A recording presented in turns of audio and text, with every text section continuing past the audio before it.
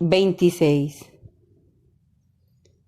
Que se inicien de todas formas como fundamento en la fraternidad, antes que de las demás virtudes, la simplicidad, la sinceridad, la caridad recíproca, el gozo y la humildad, para que no sea vano nuestro esfuerzo, exaltándonos o murmurando los unos contra los otros, y para que quien persevere incesantemente en la oración no se exalte ante quien no sabe hacer, o para que quien se dedique al servicio no murmure contra quien se consagra a la oración. En cambio, si unos con otros se comportan con esta simplicidad y con esta disposición, lo que excede en el que persevera en la oración, recompensa lo que falta en el que sirve, y lo que excede en éste, recompensa lo que falta en el que se consagra a la oración. De esta manera, en la mayor parte de los casos, se produce la igualdad, según lo que se ha dicho. Ni los que recogieron mucho tenían más, ni los que recogieron poco tenían menos. 27. Hágase la voluntad de Dios así en la tierra como en el cielo, cuando, como se ha dicho, no nos levantamos los unos contra los otros, cuando no solo sin celos, sino también con sencillez, en una participación de caridad, de paz y de gozo, estamos unidos los unos con los otros, considerando propio, como debe ser, el progreso del prójimo y considerando como propio lo que a él pueda faltarle. 28. Quien es perezoso en la oración, ligero y negligente en el servicio para con los hermanos o en cualquier otro trabajo que se realice según Dios, es llamado claramente ocioso por parte del apóstol, y además se lo juzga indigno hasta del mismo pan. En efecto, ha dicho aquel, que el ocioso ni siquiera coma. En otras palabras, se ha dicho que hasta Dios odia a los ociosos y que el ocioso no puede ser fiel. Y la sabiduría dice que mucho mal enseñó la ociosidad. Por lo tanto, conviene que cada uno produzca el fruto de una obra cualquiera, realizada según Dios, y que esté dispuesto con esmero, aún con respecto a un solo bien, para no aparecer totalmente estéril y absolutamente excluido de los bienes eternos. 29. Para los que afirman, dice, que es imposible alcanzar la perfección y la liberación total de las pasiones, o que también es difícil obtener la comunión y la plenitud del Espíritu bueno, es necesario llevarles el testimonio de las Sagradas Escrituras y demostrarles que ellos tienen un conocimiento equivocado y que por lo tanto efectúan discursos falsos y peligrosos. En realidad el Señor dice, vosotros pues sed perfectos, como es perfecto vuestro Padre Celestial. Con estas palabras quiere significar la absoluta pureza. Por otra parte, quiero que donde yo estén también conmigo, para que contemplen mi gloria. Estas palabras son las de aquel que dice, el cielo y la tierra pasarán, pero mis palabras no pasarán. Y luego la palabra del apóstol para presentaros santos, inmaculados e irreprensibles delante de Él. Y la otra: basta que lleguemos todos a la unidad de la fe y del conocimiento pleno del Hijo de Dios, al estado de hombre perfecto, a la madurez de la plenitud de Cristo. Todas estas palabras llevan al mismo significado. De esta manera, con la mira hacia la perfección, suceden dos cosas bellísimas. Perseguimos el fin con intensa e incesante lucha, con la esperanza de esta medida y de este ascenso. Y no nos consumimos de orgullo, sino que somos modestos y nos sentimos pequeños por no haber aún alcanzado lo que es perfecto. 30. Quienes afirman estas cosas, dice, le producen al alma el daño más grande de tres maneras. Primero, porque demuestran no tener fe en las Escrituras divinamente inspiradas. Luego, porque al no haber conseguido el más grande y divino objetivo del cristianismo, y al no estar ansiosos por alcanzarlo, no pueden poseer fatiga y empeño, hambre y sed de justicia. Y en cambio, afirmando su propia seguridad sobre modos y costumbres externos, y con algunas pocas obras buenas, no alcanzan la beata esperanza, la perfección, la completa purificación de las pasiones. Tercero, porque creyendo haber alcanzado el vértice por el logro de algunas virtudes, sin aspirar a lo que es perfecto, no solo no pueden tener mínimamente humildad, pobreza y contrición del corazón, sino que justificándose a sí mismos como quien ya lo ha aferrado, no reciben cada día ni progreso ni crecimiento alguno. 31.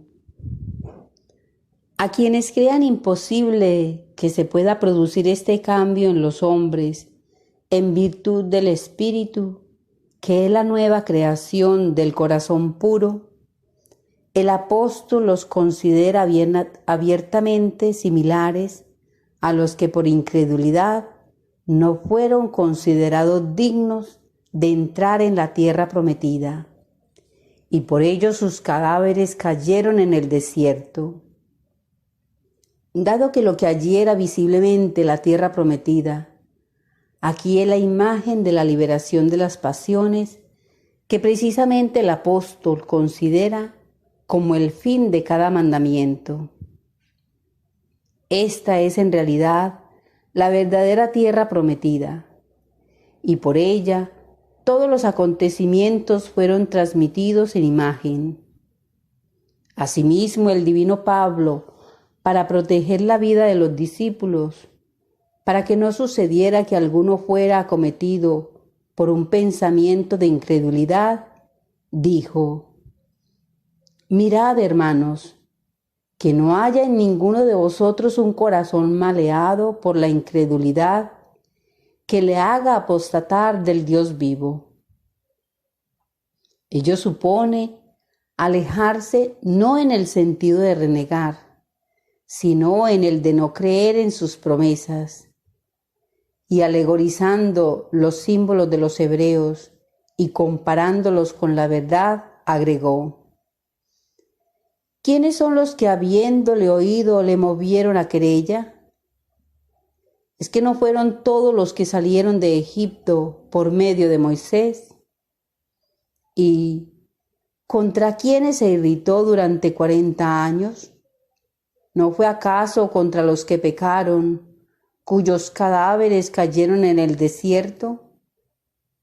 ¿Y a quienes juró que no entrarían en su descanso, sino a los que le desobedecieron? Así vemos que no pudieron entrar a causa de su incredulidad. Y agregó: temamos pues, no sea que permaneciendo aún en vigor la promesa de entrar en su descanso, alguno de vosotros parezca llegar rezagado. También nosotros hemos recibido una buena nueva, lo mismo que ellos. Pero la palabra que oyeron no aprovechó nada a aquellos que no estaban unidos por la fe a los que la escucharon.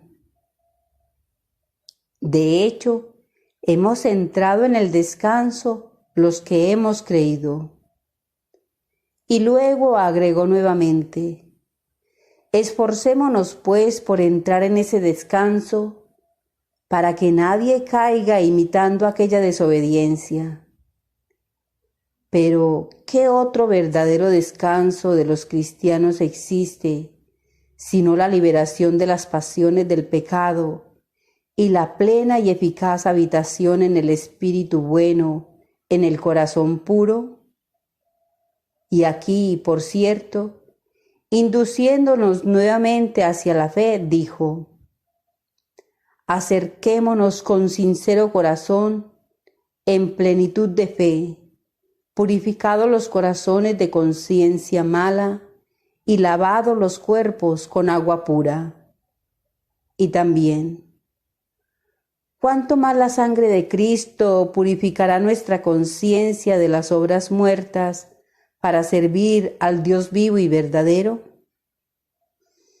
Conviene, pues, que por la desmesurada bondad de Dios prometida a los hombres con estas palabras, nosotros acojamos estas promesas como ciertas y verdaderas, como siervos agradecidos, para que aun cuando por la pereza y por la debilidad de nuestro propósito no nos hemos ofrecido de una vez por todas a Él que nos creó, ni siquiera nos hemos arrogado las grandes y perfectas medidas de la virtud, podamos obtener un poco de misericordia por la rectitud y por la firmeza de nuestro sentimiento y de nuestra sana fe. 32. La obra de la oración y de la palabra, cumplida de manera conveniente, satisface por sobre todo virtud y mandamiento. Esto lo testimonió el mismo Señor cuando fue a la casa de Marta y de María. Y la primera estaba muy ocupada en servir, mientras la segunda, sentada a sus pies, se deleitaba con la ambrosía de aquella divina lengua. Marta le reprochaba a su hermana que no le ayudara, y por este motivo se dirigió al Señor. Pero él, haciéndole ver la cosa más importante antes que secundarla, le dijo: Marta, Marta, tú te fatigas y te agitas por muchas cosas, pero solamente una es necesaria. María, en cambio, ha elegido la parte buena que no le será quitada. Pero, como hemos dicho, esto lo dijo no para desaprobar la obra del servicio, sino para anteponer de manera absoluta lo que es más grande a lo que es inferior, dado que él mismo soportó el hecho de servir y demostró haberse convertido en servidor al lavarle los pies a los discípulos.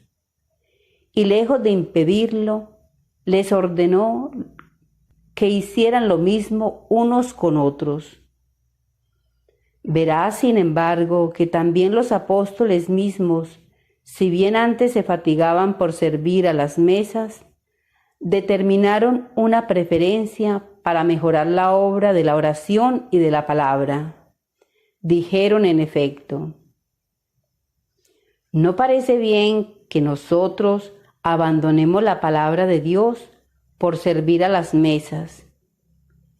Elijamos hombres plenos de Espíritu Santo y establezcámoslo para realizar este servicio, mientras que nosotros nos dedicaremos a la oración y al ministerio de la palabra.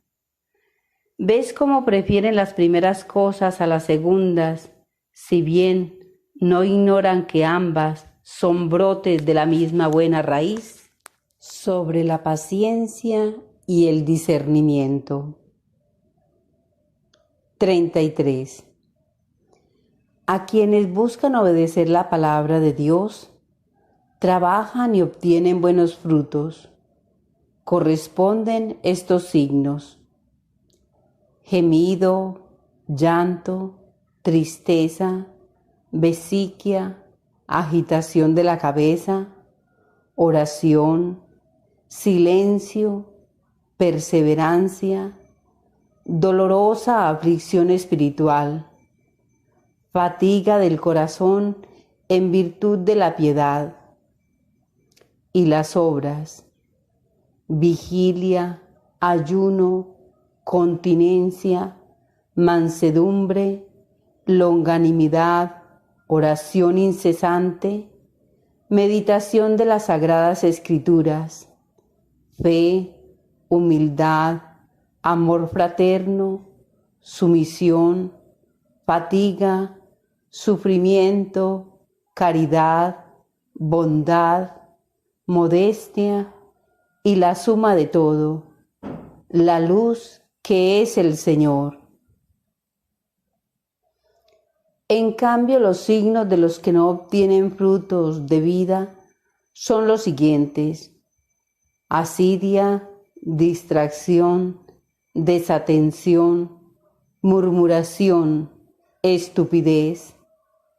En tanto las obras son voracidad, cólera, ira, maledicencia, vanidad, conversaciones fuera de lugar, incredulidad, inestabilidad, olvido, agitación, ganancia deshonesta, amor por el dinero, celos, contienda, altanería, habladurías, risa inoportuna, deseo de gloria y la suma de todo, la tiniebla que es Satanás. 34. En la Divina Economía dice: el maligno no fue enviado rápidamente a la gehenna que se había procurado, sino que recibió una dilación para la prueba y el examen del hombre y de su libre arbitrio, para la prueba, aún contra su voluntad, de los justos y de los santos mediante la paciencia, y para ser causa de mayor gloria para ellos. Por otra parte, en cambio, se le prepara un nuevo y más justo castigo, en virtud de su propia voluntad de hacer el mal y de sus propósitos contra los santos, para que, como dice el apóstol, el pecado ejerza todo su poder de pecado por medio del precepto. 35. El enemigo, al seducir y dominar a Adán, le quitó el poder y fue denominado príncipe de este siglo. Pero el Señor desde el principio había instituido príncipe de este siglo y dueño de todas las cosas al hombre. En efecto, el fuego no prevalecía sobre él, ni el agua lo sumergía. Ninguna fiera le causaba daño, y el veneno de la serpiente no actuaba en él. Pero desde el momento en que sucumbió a la seducción, le ofreció el principado al seductor. Por este motivo, magos y hechiceros, en virtud de una energía adversa y por consentimiento de Dios, realizan cosas extraordinarias. En efecto, dominan a los animales venenosos, osan enfrentar al fuego y al agua. Como Janes y Jambres se enfrentaron a Moisés, y como Simón se enfrentó a Pedro el corífero. 36. Yo creo, dice, que el enemigo quedó muy herido al ver la primitiva gloria de Adán, resplandeciente sobre el rostro de Moisés, deduciendo de ello la prueba de la destrucción de su reino. Y nada impide que también la palabra del apóstol, con todo, reinó la muerte desde Adán hasta Moisés, aún sobre aquellos que no pecaron. Se refería a esto. En efecto, pienso que el rostro glorioso de Moisés conservaba el tipo y el ejemplo del primer hombre creado por las manos de Dios, y que al verlo la muerte, es decir, la causa de la muerte, el diablo, justamente allí sospechó su caída del reino, cosa que sufrió realmente en el tiempo del Señor.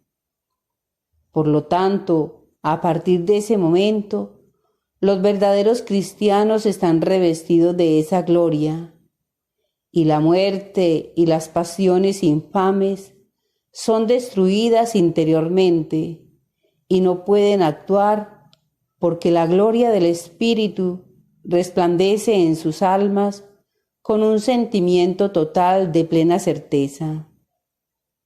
Luego, en la resurrección, la muerte será totalmente aniquilada.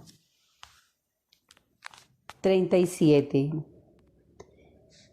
El enemigo logró que Adán se quedara sin la gloria que lo rodeaba, engañándolo por medio de un similar suyo, es decir, la mujer. De esta manera, él fue encontrado desnudo y conoció su vergüenza, que antes no había visto, porque su sentimiento se deleitaba con las bellezas celestiales. Pero luego de la caída, sus pensamientos se tornaron bajos y terrenales, y su sentimiento simple y bueno se unió a un sentimiento carnal de maldad. El paraíso cerrado y confiado a la espada de fuego del querubín, con la entrada prohibida al hombre, es lo que creemos ha ocurrido aún de manera visible, como está dicho. Pero este paraíso también se encuentra escondido en cada alma. En efecto, alrededor del corazón hay un velo de tiniebla, es decir, el fuego del espíritu del mundo, que no permite que el intelecto se encuentre con Dios, ni tampoco que el alma ore, crea, ame al Señor como quisiera. La experiencia de todas estas cosas es maestra para los que sinceramente se entregan al Señor, mediante la perseverancia en la oración y con el ímpetu vigoroso contra aquel que los combate. 38. El príncipe de este siglo es bastón de corrección y de flagelo para los pequeños de espíritu, procurando para ellos, como hemos dicho, gloria grande y mayor honor mediante las tribulaciones y las tentaciones, dado que el resultado de estas es que se vuelvan perfectos, mientras que aquel prepara para sí un castigo mayor y más grave. En efecto, por medio de él se realiza perfectamente una gran economía, como se dijo en algún lugar. El mal, con una intención no buena, coopera con el bien. En realidad, para las almas buenas, que tienen una buena intención, terminan bien aun aquellas cosas que parecen dolorosas. Como también dijo el apóstol, sabemos que en todas las cosas interviene Dios para el bien de los que le aman. 39. Por esto dice, ha sido dejado el bastón de corrección, es decir, el diablo, para que a través de él las vasijas puestas en el fuego como en el horno sean más sólidas y en cambio sean rechazadas las de mala calidad, que son frágiles y no han soportado el calor del fuego. Sin embargo, al ser aquel siervo y criatura del Señor, no tienta cuanto a él le parece, ni lleva consigo todas las tribulaciones que quiere, sino lo que consiente el Señor con su permiso. Dado que él, conociendo perfectamente las cosas de todos, permite que cada uno sea sometido a tanta prueba como está dentro de sus posibilidades. Como lo cree el apóstol, que dice, y el fiel es Dios, que no permitirá seáis tentados sobre vuestras fuerzas. Antes bien, con la tentación, os dará modo de poderla resistir con éxito. 40. Quien busca y llama, según la palabra del Señor, y pide hasta el fin, obtiene lo que ha pedido. La única condición es que tenga la franqueza de buscar continuamente con el intelecto y con la lengua, y que persevere sin ceder en el culto corporal hacia Dios, sin inmiscuirse en los asuntos del mundo y sin ser complaciente en las pasiones viciosas. Dado que no miente quien ha dicho, todo lo que pidáis en oración, lo conseguiréis. Y los que dicen que aun cuando uno cumpla todo lo que ha sido ordenado y habiendo perseverado, no obtiene la gracia en este siglo y no ha ganado nada, saben y hablan mal en desacuerdo con las divinas escrituras. Puesto que no hay injusticia en Dios, no es posible que si nosotros cumplimos rectamente con nuestros deberes, Él descuide los suyos. Solo ten cuidado en el momento en que tu alma se separe de este mísero cuerpo. Estate preparado para la lucha y esfuérzate en la espera de la promesa, con perseverancia, fiel a la búsqueda, en la duda. Yo te digo, y tú no seas incrédulo, que entonces te irás con gozo y tendrás y serás digno del reino. Tal hombre, en efecto, en la inmaterialidad del alma, en virtud de la fe y del deseo, está ya en comunión con Dios.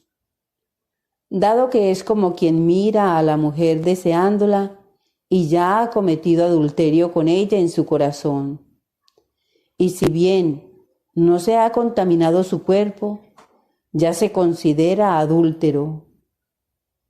Pues quien rechaza el mal desde el corazón y se une a Dios con el deseo y la búsqueda, con una predisposición basada en la asiduidad y en el amor a Él, es como si ya estuviera unido a Dios y enseguida obtiene esto como don de Dios, es decir, de ser asiduo en la oración mediante una buena diligencia y una vida virtuosa. Si quien ofrece un vaso con agua fresca no perderá su recompensa, con más razón Dios le dará lo que le ha prometido a quienes persisten día y noche en la súplica.